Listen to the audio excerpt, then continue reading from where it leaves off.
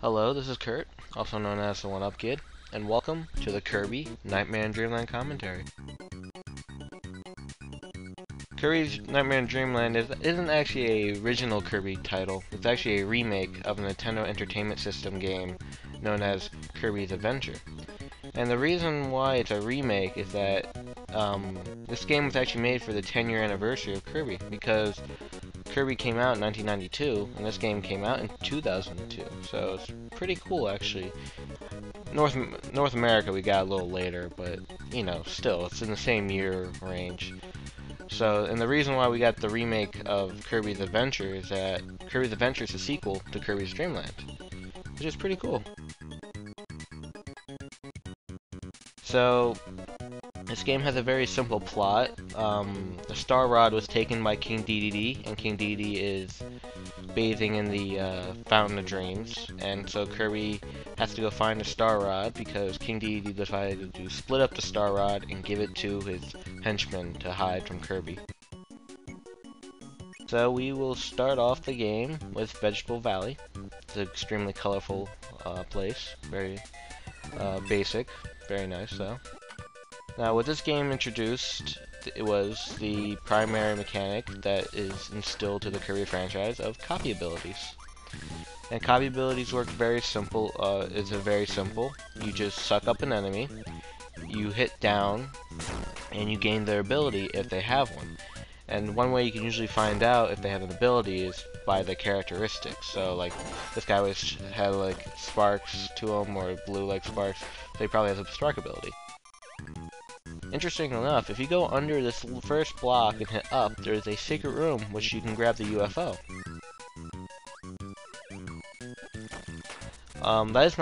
That secret though is not in Kirby's Adventure, which is interesting.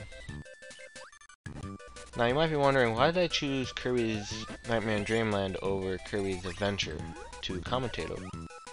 Well, I actually played Kirby's Nightmare and Dreamland first. I actually didn't know this was a remake when I bought it way back then. And this is just a game I like more. You know, I love the graphics, because this game's graphics are gorgeous.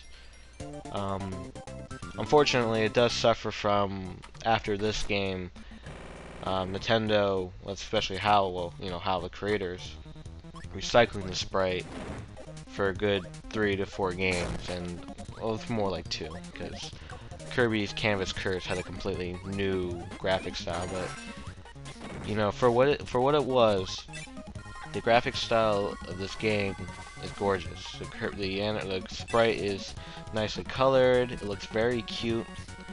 It's very nice. It's a shame that it winds up becoming a recycled sprite. And here's our first mini boss, Poppy Brother Senior, which I finally know the name of. He's returning again. Very simple strategy as before. He just throws bombs, and you can shoot him back at him. But since you have an ability in this game, you can, you know, just beat him up like that. Now, as you can tell, I have the ability Cutter, and I really like Cutter. Cutter is actually one of my favorite abilities in the game. It's really simple. You just suck up you just throw a boomerang, and it hits the enemy. And if you shoot it from behind you or jump and throw it, you can get a further range. So it's a very nice ability, and I really like the hat. Speaking of hats, since this is a remake, the original game, Kirby's Adventure, didn't actually have any hats. Instead, the characters would be a different color to indicate that you have the copy ability.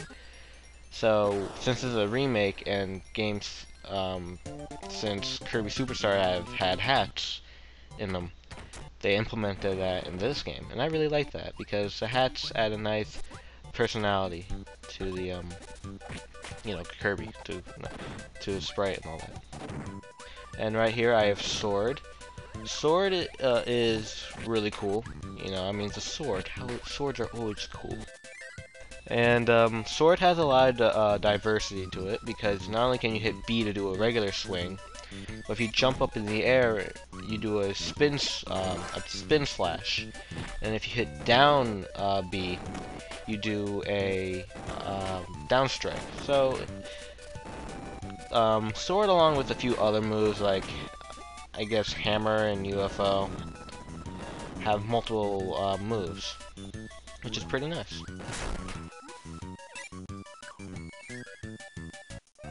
And here it's fire. I really like fire. It's a little basic though in this game, but you know, you shoot fire out just by holding B.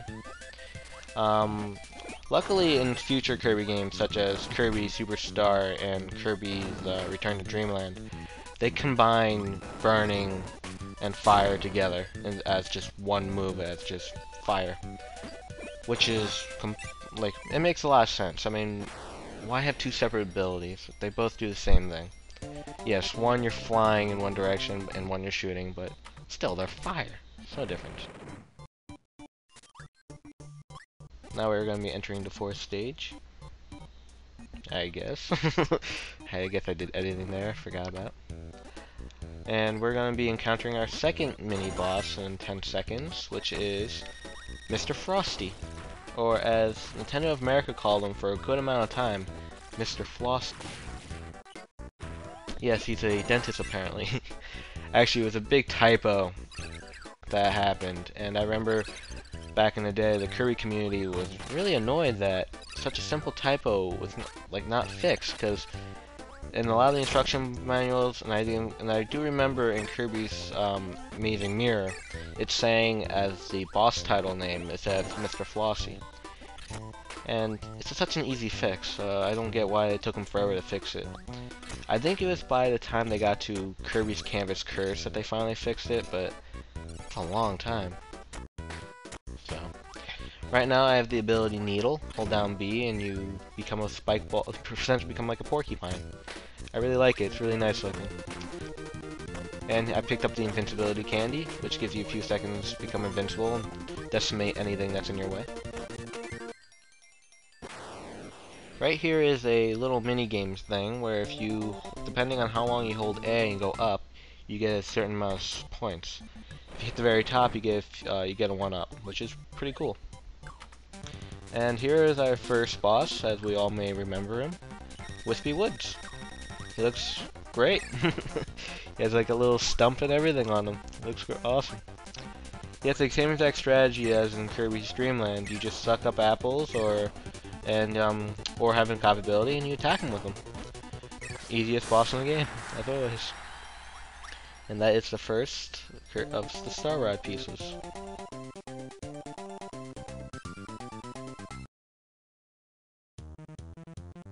And here is Ice Cream Island. I really like this little animation. It's really nice. Now what is odd is that even though it's a remake, some people don't like the fact that there were some changes to this game.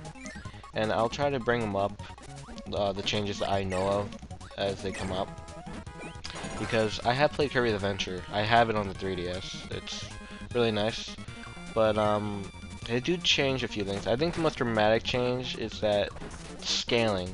The camera's kind of zoomed in more in Nightmare and Dreamland. And Kirby's Adventure, things are very, you know, like, the place looks huge. And some people really like that because it gives like a feeling of scale. I personally don't. It makes the levels feel unnecessarily large. I think this is better. But one thing that is a little odd is that in this game, they actually decided to remove some animations, which is unusual. Because I know we already went past it, but that invincibility candy in Kirby's Adventure, it's actually dropped by Meta Knight. He'd actually jump on screen, throw up the invincibility candy, and leave.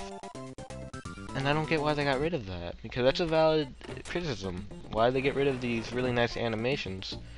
And I don't get why they got rid of them either, because the Game Boy Advance can do animations. I mean, this thing's stronger than a Super Nintendo. This thing can do a lot of things, so I don't get that. You know, animations that could have been done on the Nintendo Entertainment System, but not being able to do on the Game Boy Advance. It's a missed opportunity, but, you know, it's a little thing I miss, but whatever. I will say, though, this game's, Kirby's Adventure's backgrounds are gorgeous, but this game's, I think, backgrounds are breathtaking. I mean, look at that. A nice mountain in the background with a little, I guess, flowers on the right? So here's the, well, here's our defeated you know, he's dead. A wheelie boss. He just goes back and forth. And as you can tell, we have the wheel move. Hit B and you keep going as so. And if you hit walls, you stop. You stop, you know, completely in your tracks. But if you do a quick turn with the D-pad, you can turn around real quick. And there is a hidden one up right there. Wheel's nice. It's nice, but it's very situational. You can't really use it anywhere else other than, you know, places that kind of give you the wheels. Like, hey, you need the wheel here. So it's like, oh, cool. But you don't need it. I mean, they're all optional. There are actually a grand total of 25 copy abilities, so you do have quite a bit of variety on your hands. So I don't think you'll get bored right away. Actually, I don't think you'll get bored at all. I really like this game's level design. And here's UFO. I could argue that's one of the best copy abilities because it has a lot to it. So if you hold down the B button, you can shoot out a stronger laser. If you tap B, you do a little beam thing right there. And if you just quickly tap it, you shoot like little lasers. So you gain so it has essentially 3 moves to it, which is really nice. However, I lose it, so I can't get that one up over there. Oh well, because there's no way of hitting that. Now, what's interesting in this game is that there are we're gonna encounter some gray blocks, not these gray blocks, but blocks that look like steel, and you're only able to open those with certain abilities. And in order to open those, you need either burning, hammer, or UFO. And I'm sorry, yeah. So if you don't have any of, oh, I'm sorry, I forgot stone. I can't believe I forgot stone. You need those, and if you don't have those, you won't be able to break those blocks and get the well, the secret switches. So, you know, when those come up, I'll mention them. Grab some juice to refill our health. Nah, I know it's way past it, sorry for mentioning it now. But yes, we did just fight Meta Knight's goons. It's a little gauntlet, we just have to take everyone out until that health meter goes out. So, Meta Knight's debut is in this game, which is really cool. I really like Meta Knight. He's actually, you know, he's a very mysterious and quiet character, but he's really cool too. I mean, he's like a little Kirby figure with a mask. Looks badass.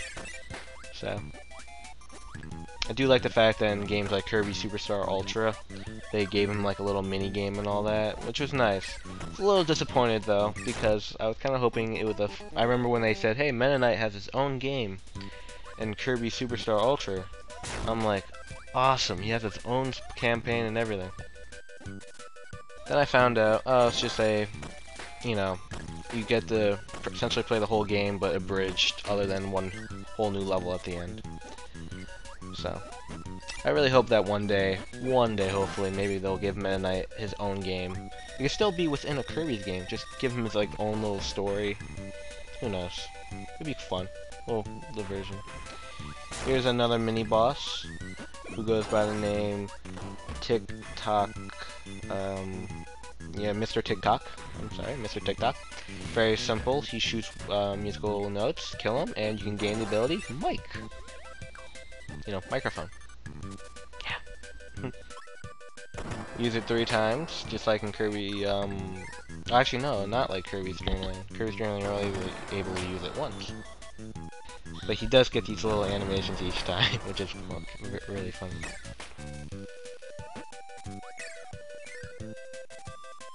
Now here is Laser. Laser sucks. Laser is only is also a good weapon for this kind of thing, where you're able to bounce it off corners right there in order to get to your next item. But you know, I lost Laser, so I can't show that off. But the problem there is that despite doing able to get little secrets like that, it sucks. It's slow and I don't care for it.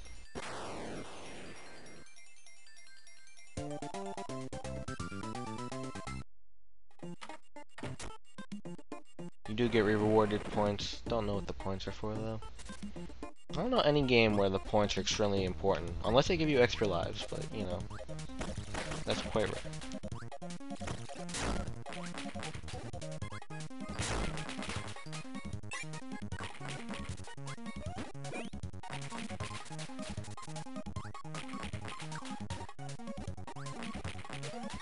I will say is that even though I really enjoy this game, it's not one of my favorite Kirby games.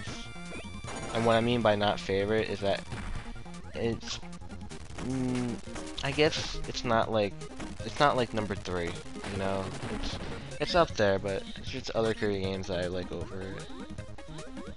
You know, Kirby's Superstar and its remake Ultra.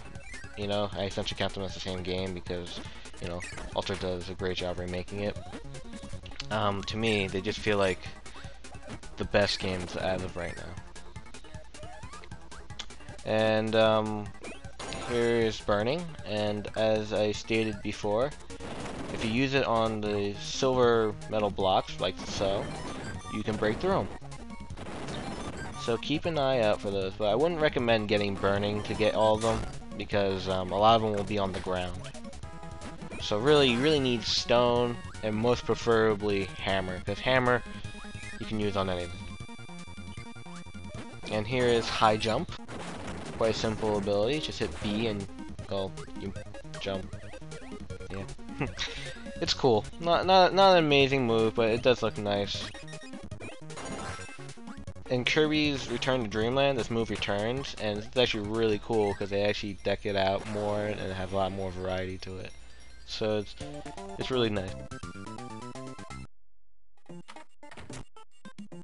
Alright, I'll catch you all in part 2.